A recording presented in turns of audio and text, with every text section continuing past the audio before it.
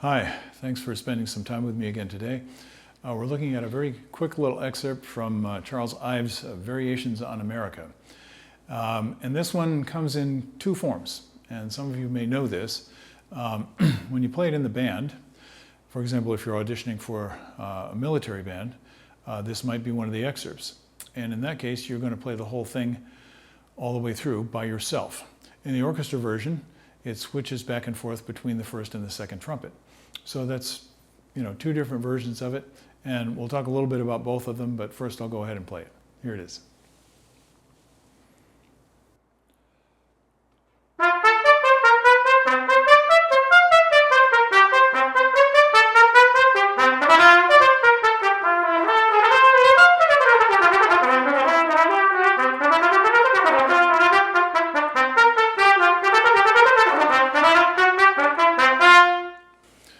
Well, I wasn't very well prepared for that.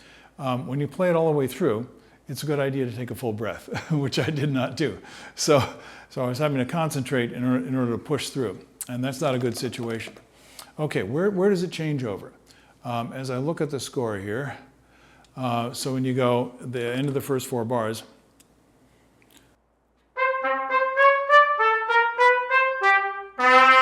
right on that C, the second trumpet player and the first player are playing at the same time. Then the first trumpet player comes back again. So it's a dovetail effect, and that's really fun. Tim Morrison and I played this together in the BSO, and believe it or not, one of the bass players came to me afterwards and said, "Wow, it sounded like that was one trumpet." Now, there's no higher compliment for an orchestra craftsman than that. That's exactly what it should sound like. I think Copeland, or Ives rather, thought he was doing a favor to the trumpet players in order to split it up between the two instead of making one person play the whole thing. But actually, in some ways, it makes it more difficult. And you may know this if you've done the piece before.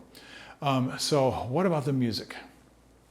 You can hear it's very interesting in terms of the line, and it's pretty busy. So as you know, if you've been watching my videos, I'm always looking for the line.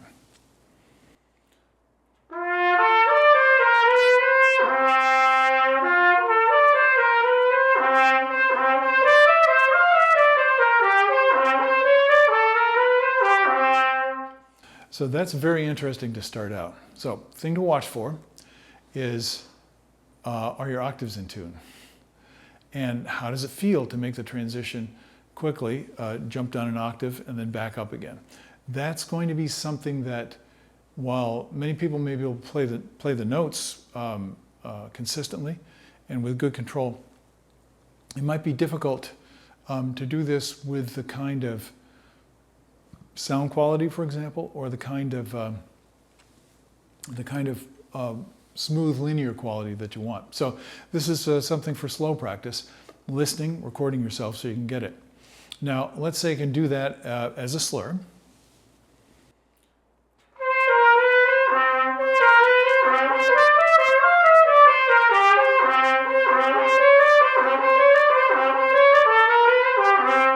You see, you want it as fluid as possible. Then, when you add the articulation, which is, this is trumpet music. It's nice and snappy, and it's fun for that reason. So when you add the articulation,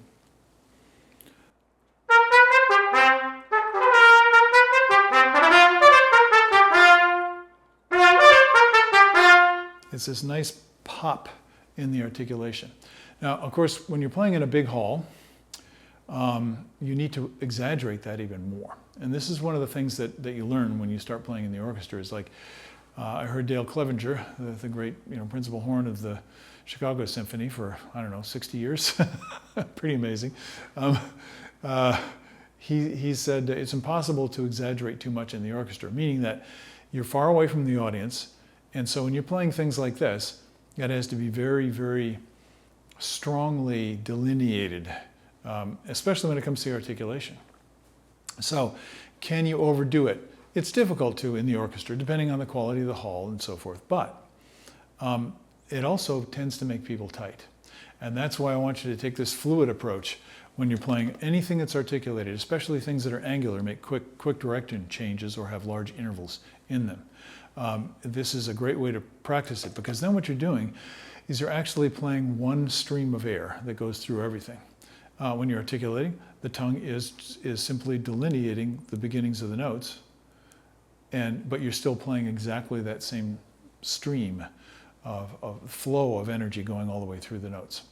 And now this is also the case with fingerings, and my fingerings were meh also. So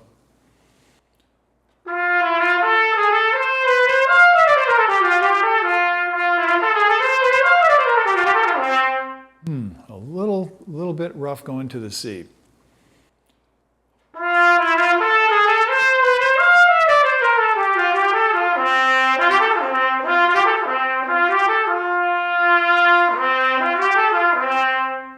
So what you may notice is, as you do the fast notes, that you're just tightening up slightly. Your embouchure might tighten a little bit, your jaw might compress a little bit more, you might add a little bit more mouthpiece pressure, you might get some tension in the throat, you might find that your breathing muscles are a little stiff, they're not quite free and flowing, and even a tiny percentage of that tension is causing those response problems. So yes, it is embouchure response, it is sound quality, but it's all these little areas of tension that you may not notice. So again, slow practice is indicated for this.